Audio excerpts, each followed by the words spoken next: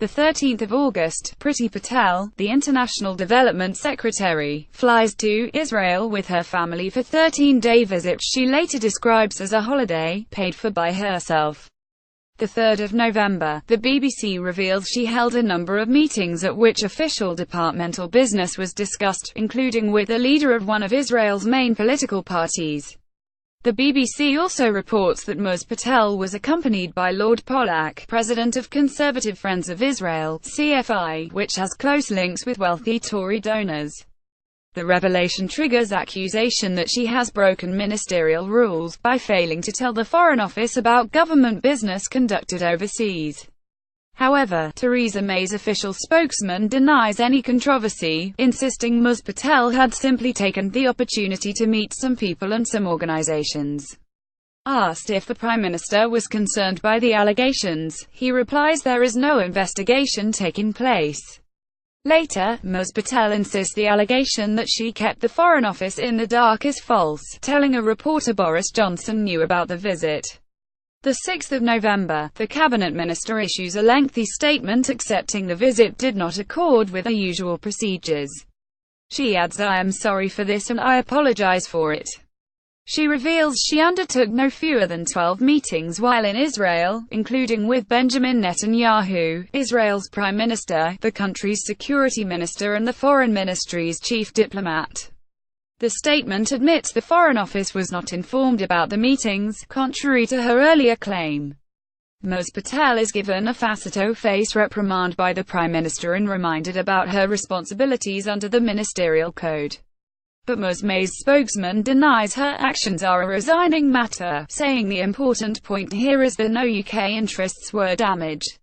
He disputes that the Ministerial Code has been broken, arguing it is not explicit in this area.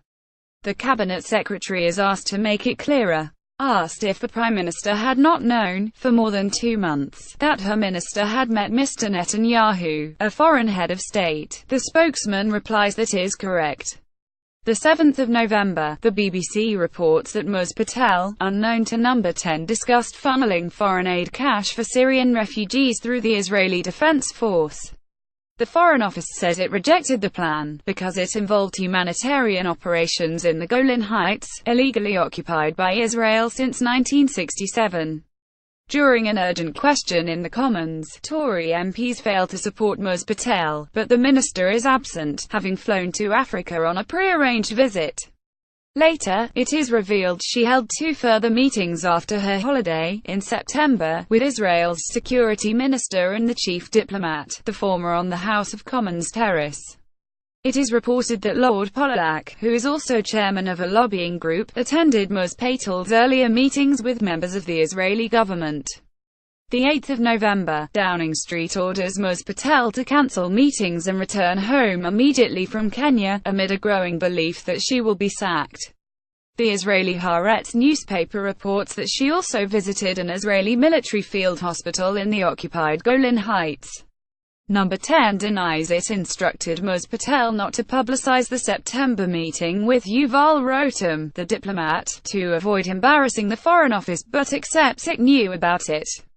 However, The Independent is told she still faces dismissal because she did not disclose to the Prime Minister the Commons meeting with Gilad Erdan, the security minister.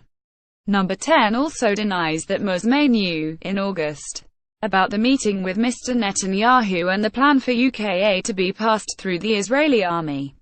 More about Priti Patel, Theresa May, Boris Johnson, Israel, Benjamin Netanyahu reuse content.